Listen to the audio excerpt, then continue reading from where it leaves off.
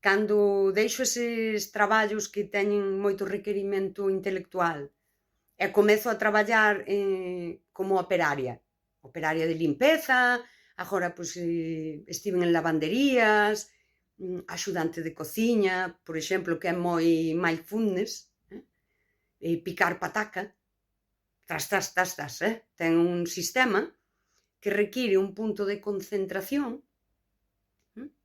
mais non require que o intelecto estea posto aí, nesa especie de mindfulness, como se diga, tampouco sei dicir, dache para poder estar respondéndote preguntas, si? Para min foi moi enriquecedor poder sacar o intelecto que non digo que estea mal, a veces nin sequera digo que non o vai a volver facer na vida, pero sacar o intelecto da forma na que eu cobro para poñelo na forma na que eu vivo.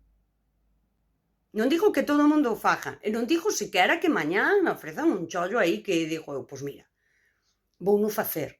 E daquela, pois eu que sei, xa non poderei pensar tanto, pero como me quiten lo bailao, porque me quiten lo pensado. O pensado quedou.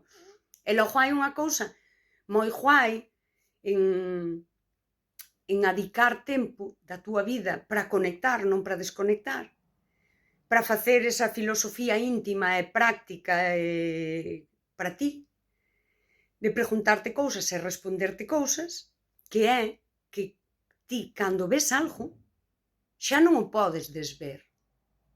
Ti vas evolucionando na vida, e cando ti ves unha realidade, ti xa non a podes desver nunca máis.